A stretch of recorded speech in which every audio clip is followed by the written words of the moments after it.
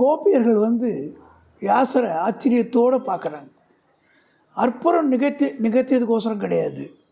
இப்போ தான் நம்மக்கிட்ட வாங்கி இவர் சாப்பிட்டாரு, உபவாசம் இருப்பது உண்மையாக இருந்தா அப்படி சொல்லிட்டு சொல்கிறாரு. இது எப்படின்னு புரியலையே அப்படின்னு அவங்களுக்கு ஒரே யோசனையாக இருந்தது. அந்த வியாசருக்குள்ளார உரையக்கூடிய ஈஸ்வரனே என்றி வியாசர் அல்லர், இதுதான் விஷயங்கிறது அந்த ஸ்திரீகளுக்கு தெரியறதுக்கான வாய்ப்பு இல்லை. கர்ம பலனில் ஆசை இருக்க வேணும் என்பதை ராமகிருஷ்ணர் எப்படி சொல்லுவார் தெரியுமா? மனதையும் உடலையும் அடக்கினவன் சகல போக பொருளையும் துறந்தவன்.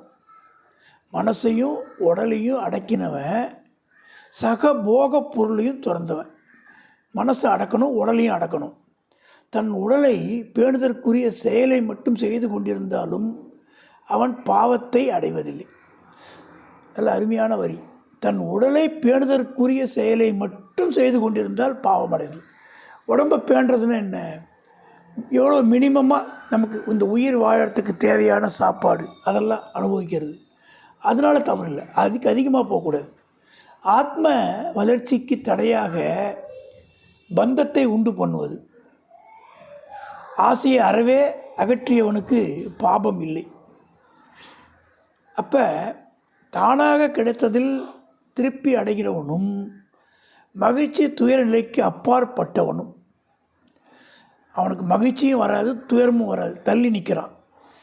அறவே பொறாமையற்றவனும் வெற்றி தோல்வியில் சம பாவனை உடையவனும் கர்மங்களை செய்வதாலும் அவற்றால் கட்டப்படுவதில்லை. என்ன அருமையான வரி! தானாக கிடைக்கிறதுல திருப்தி அடையிறது, விரும்பி போய் எதையும் கேட்கறதில்ல. மகிழ்ச்சி துயர நிகழ்வுக்கு அப்பாற்பட்டவனாக இருக்கான். பொறாமை இல்லையவன்ட்ட வெற்றி தோல்வியோட சம பாவனையாக இருக்கான்.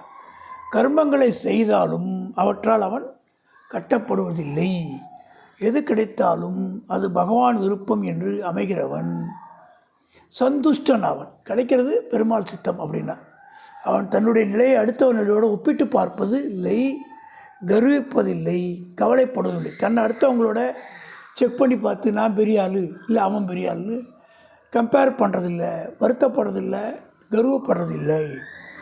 உலகப்பற்று உடற்பற்று மமதை ஒழிந்து ஞானத்தில் மனதை உறுதிப்படுத்திடணும். உலகப்பற்று விட்டுடணும், என்ன உடல் பற்று விட்டணும், மமதையை விட்டுடணும். கடமையை வேள்வியாக செய்யணும். அவனுடைய கர்மம் முழுமையாக கரைந்து போகிறது.